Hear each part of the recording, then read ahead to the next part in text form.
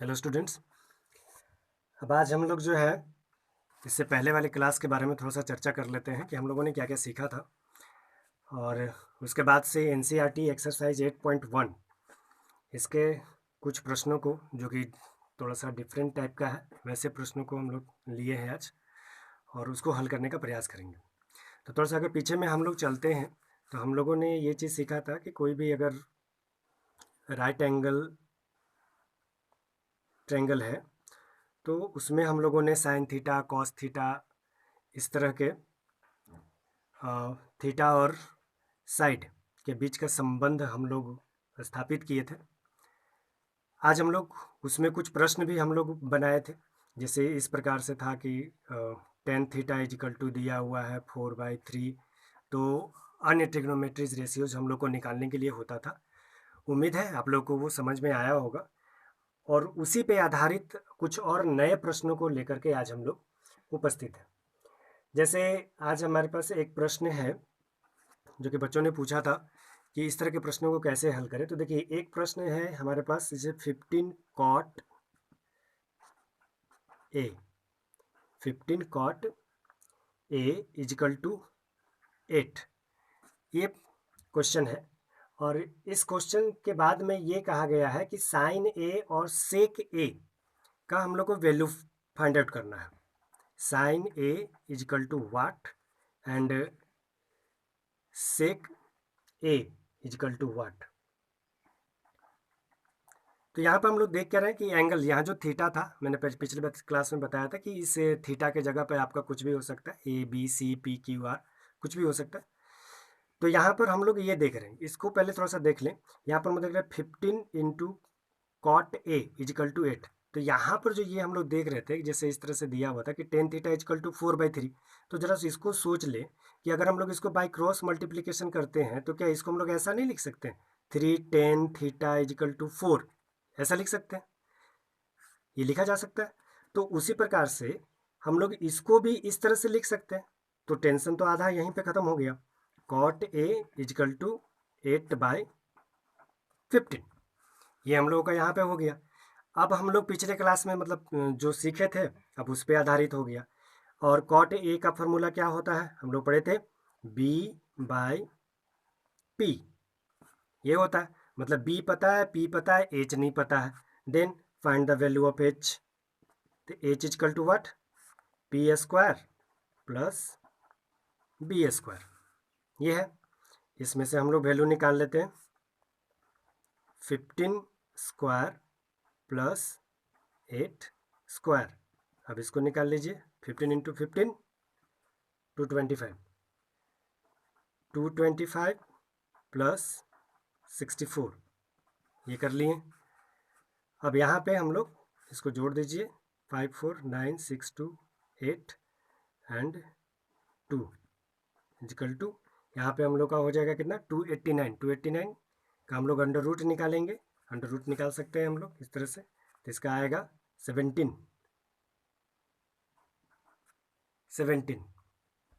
अब यहाँ तक तो हम लोग को एच पता चल गया।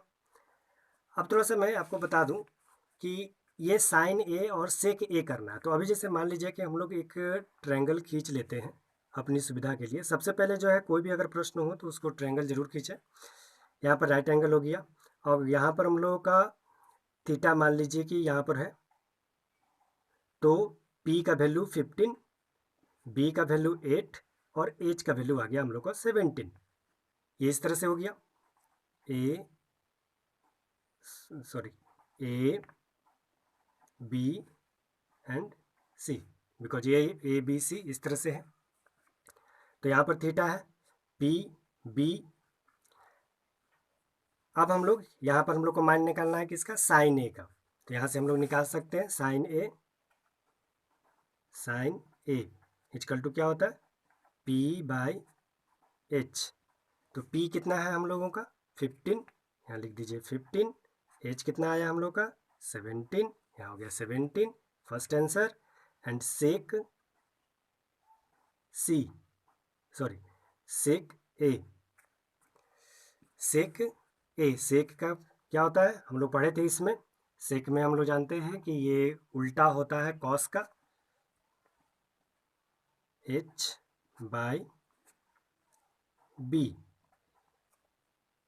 एच बाई बी, तो यहाँ हो गया एच 17 और बी का वैल्यू कितना है 8, और ये जो है हमारा टोटल आंसर हो गया।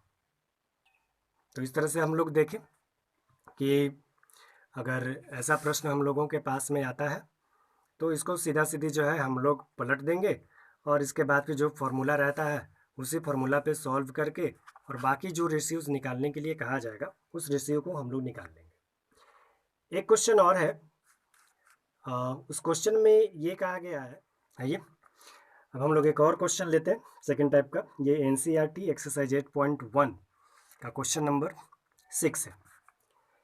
इस प्रश्न में हमारा दिया हुआ है कि यदि एंगल ए और एंगल बी न्यून कोण हो, गिवन में हम लोग को दिया हुआ है angle A and angle B equal to acute angle.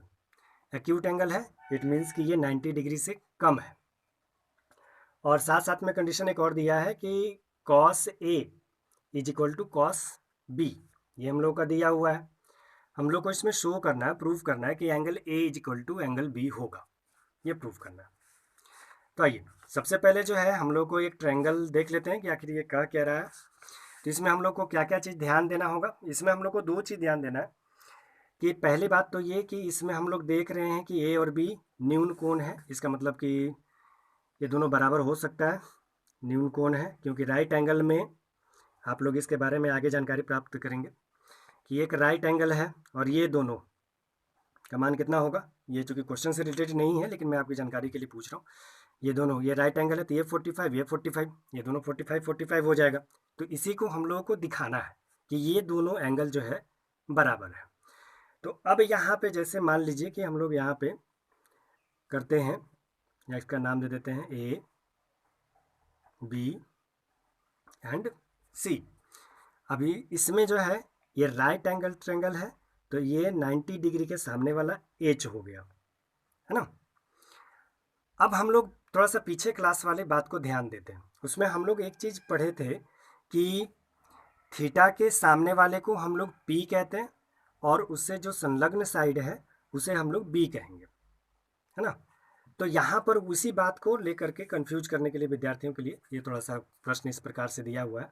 तो सबसे पहले जो है हम लोग कॉस ए पे विचार करते हैं। Cos A, cos A, cos A के लिए क्या हो जाएगा। अब थीटा मान लीजिए यहाँ पर है तो इसके लिए पी यहाँ बी सी हो जाएगा और बी ए सी हो जाएगा। तो यहाँ पे हम लोग देखते हैं कि b का मान cos थीटा का वैल्यू होता है b बाई एच, तो b कौन सा हो जाएगा ए सी बाई ए बी, ये हो गया। फिर है cos b, cos b। अब cos b के लिए क्या हो जाएगा, b है यहाँ पे हम लोगों का, तो इसके लिए b कौन सा हो जाएगा B C, B C by A B. अब यहाँ पे हम लोग कर लिए। अब हम लोग को शो क्या करना है कि एंगल ए और एंगल बी जो है ये दोनों बराबर होगा, एक्यूट एंगल है दोनों। अच्छा, एक चीज़ और इसमें, अब हम यदि क्वेश्चन पे ध्यान देते हैं तो यहाँ पर देखते हैं कि cos A is equal to cos B, ये हम लोग को दिया हुआ है।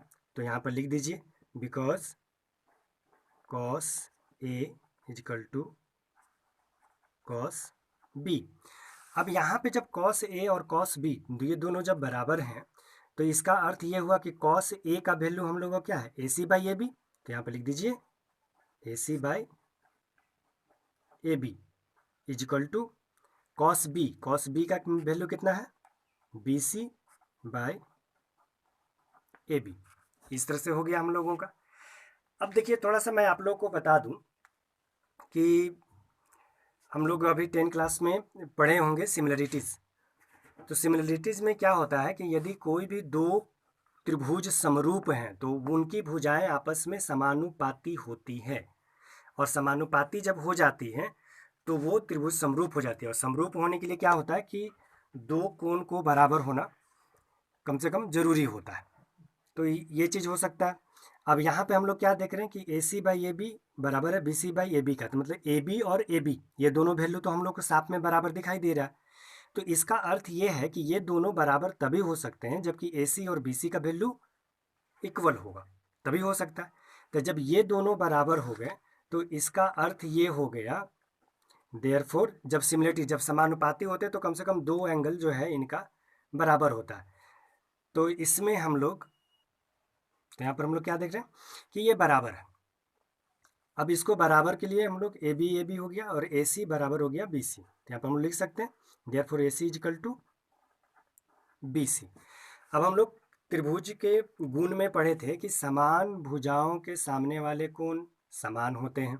तो ए सी के सामने का, यहाँ हम लोग देख लें, ए सी के सामने का एंगल कौन सा है, एंगल बी, तो यहाँ पर हम लोग एंगल बी लिख सकते हैं क्या, एंगल बी लिख सकते हैं। और बी सी के सामने का एंगल कौन है, एंगल ए, हम लोग यहाँ पर देख सकते हैं एंगल बी और इक्वल टू एंगल ए। तो हम लोग यहाँ पर जो है इससे हम लोग को प्रूव यही करना था कि प्रूव करना था angle A equal to angle B, मतलब angle B equal to angle A. Therefore इसको आप थोड़ा सा सजा करके लिख दें अच्छे से, angle A equal to angle B, ये हम लोगों का हो गया प्रूव्ड। नाउ नेक्स्ट क्वेश्चन में है हम लोगों का एक दिया हुआ है कि त्रिभुज पी क्यू आर, ये क्वेश्चन नंबर 10 है एनसीईआरटी का एक्सरसाइज 8.1। इस तरह के प्रश्न को किस प्रकार से हम लोग हल करेंगे ये देख लें। क्वेश्चन नंबर 10 में हम लोग को दिया हुआ है कि त्रिभुज पी क्यू आर में जिसका कोण क्यू समकोण है। तो जाइए जरा क्वेश्चन देखते हैं हम लोग कि ये एक ट्रायंगल दिया हुआ है हम लोगों के पास में, ये राइट एंगल ट्रायंगल है और इसमें ये कहा जा रहा है कि angle Q is right angle, angle Q is right angle, right angle means 90 degree. अब साथ साथ में हम लोग का एंगल पी, तो यहाँ पर हम लोग मान लेते हैं P Q and this one is R. इसमें हम लोग का एक कंडीशन दिया हुआ है, एक कंडीशन क्या दिया हुआ है इसमें हम लोग थोड़ा सा लिख लेते हैं। In triangle P Q R, इसमें हम लोगों को angle Q equal to 90 degree है, इसमें कोई, और साथ में कह रहा है क्या चीज, P R plus Q R equal to 25 centimetre, P R plus Q R equal to 25 centimetre. अब समझने वाली बात ये है कि P R plus Q R, ये देख रहे हैं आप, फिगर को ध्यान से देखें, P R plus Q R, ये दोनों भुजाओं को जोड़ करके हम लोगों को यहाँ पर वैल्यू दिया हुआ है। और तीसरा जो है हम लोगों का पी क्यू इजिकल टू हम लोग को दिया हुआ है 5 सेंटीमीटर, 5 सेंटीमीटर दिया हुआ है, तो यहाँ पर हम लोग 5 सेंटीमीटर लिख लिए। अब ये दोनों है जोड़ करके लिखा हुआ है, तो अब समस्या ये होती है कि भाई ये तो दिया हुआ रहता तो ये निकाल लेते, ये दिया हुआ रहता तो ये निकाल लेते, लेकिन ये दोनों साथ में दिया हुआ तो कैसे निकालें, समस्या है। कोई समस्या नहीं, ये दोनों को जोड़ करके हम लोगों के पास में दिया हुआ। अभी चलो पूरा क्वेश्चन देख लेते हैं, इसके बाद फिर आगे इस पर डिस्कस करेंगे। तो हम लोग को वैल्यू फाइंड आउट करना है, sine P is equal to what, sine P is equal to what, cos P is equal to what and tan P is equal to what. ये तीन हमें निकालना है। अब इसमें हम लोग को एंगल पी, ये साइन पी, कॉस पी और टेन पी निकालना है। तो सबसे बड़ी बात तो ये है कि भाई एक ही साइड का हमें वैल्यू पता है, अगर इस तरह से होते तो फॉर्मूला से आराम से बना लेते, sine theta equal to P by H, तो यहाँ पी होता, यहाँ पर एच का वैल्यू लिखते, तो एच का वैल्यू तो हमारा कुछ है नहीं क्योंकि वो सम में है, दो लोगों का मजबूती एक साथ में है। तो इसको हम लोग कैसे करेंगे, आइए थोड़ा सा इसको हम लोग कर लेते हैं। Because P R plus Q R equal to 25, ये हम लोग का गिवन में है। तो इसमें से किसी को भी आप मान लीजिए कि पी आर इजकल टू हम लोग ऐसा लिख सकते हैं क्या, 25, और ये क्यू आर को इधर हम लोग लेकर के आ जाते हैं, 25 माइनस क्यू आर, ये लिख सकते हैं। चलिए पी आर का वैल्यू हो गया ये की, और ये पी आर का वैल्यू हम लोग को पता चल गया, मतलब पी आर जो आप देख रहे हैं इसका मान ये है, तो क्यू आर का हम लोग का वैल्यू निकल जाएगा, हम लोग निकाल सकते हैं, बिल्कुल फार्मूला से निकाल सकते हैं। चलिए थोड़ा सा आपको आसान कर देता हूँ कि let Q R equal to X, ये दो जगह की जगह में थोड़ा सा कम लिखना पड़ जाएगा, तो हम लोग ऐसा लिख सकते हैं P R equal to 25 minus X, ये लिख सकते हैं हम लोग, इसको 1 मान लीजिए। और पी आर का हम लोग का वैल्यू पता चल गया, पी क्यू का हम लोग का दिया हुआ है, लिख देते हैं पी क्यू इजकल टू हम लोग को 5 दिया हुआ है, तो हम लोग को क्यू आर निकाल लेना है, Q R equal to what, तो क्यू आर हमारा यहाँ पे क्या है, इसको हम लोग बी मान लेते हैं, क्यू आर इजकल टू हो जाएगा under root P R square minus P Q square, इसको अंडर रूट में कर देते हैं हम लोग। पी आर का वैल्यू कितना दिया हुआ है हम लोगों का, पी आर का वैल्यू हम लोग को 25 माइनस एक्स, 25 माइनस एक्स,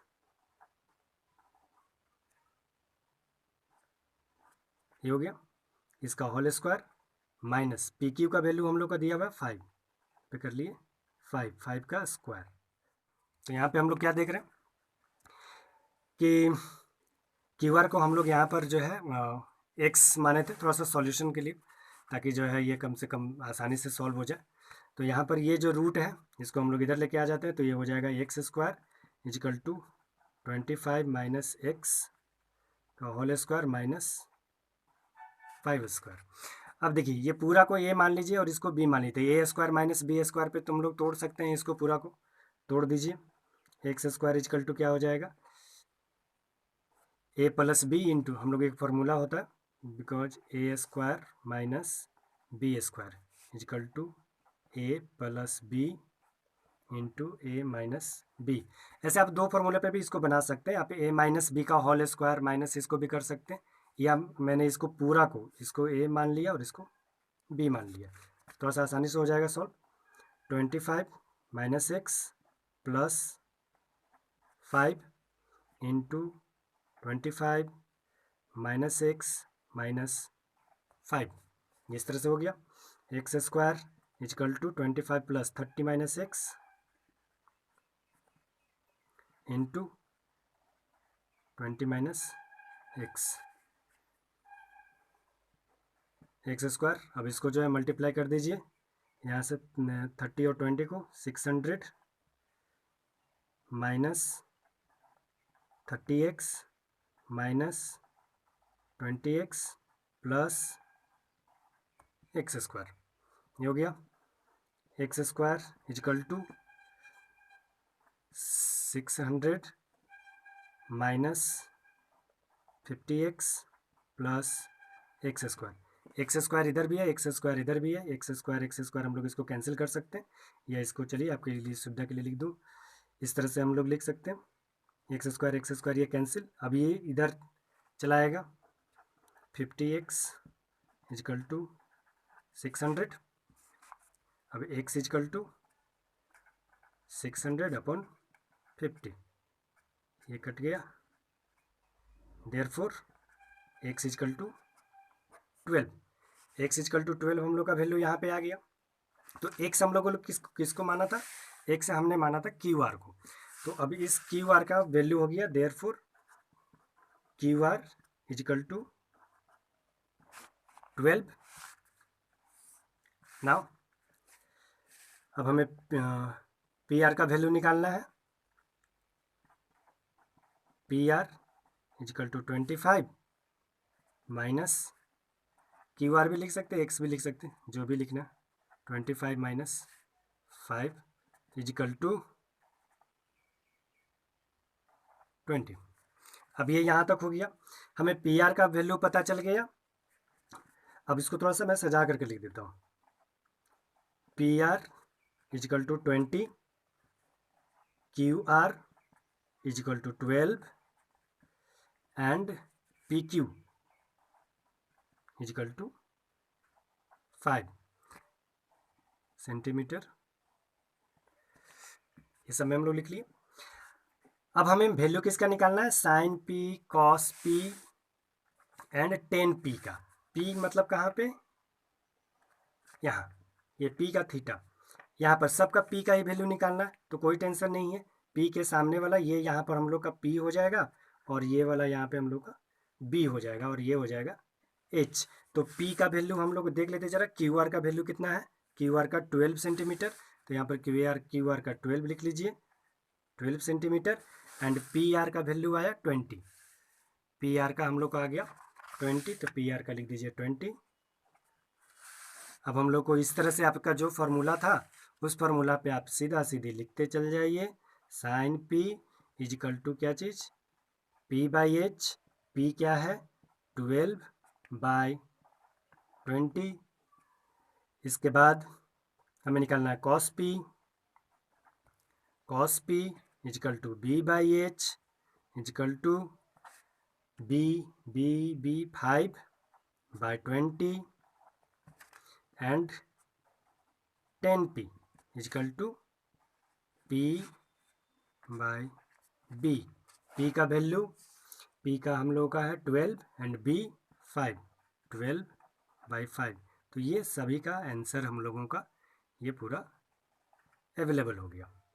तो इस प्रकार से हम लोगों ने देखा। आइए इस प्रश्न को एक बार थोड़ा सा फिर से देख लें कि हम लोग को इस तरह का जब भी दो ऐड करके रहेगा तो एक ठो को हम लोग को x मान लें, y मान लो, कुछ भी, और उसको प्लस माइनस करके और एक का कोई वैल्यू ले लेंगे और उसको जो है पाइथागोरस थ्योरम से हम लोग इसको निकाल लेंगे। पाइथागोरस थ्योरम से इसको जो है पूरा हम लोग कर लेंगे, और हम इसको बड़ी आसानी से फिर जो है अपने अनुसार इसको हल कर सकते हैं। चलिए।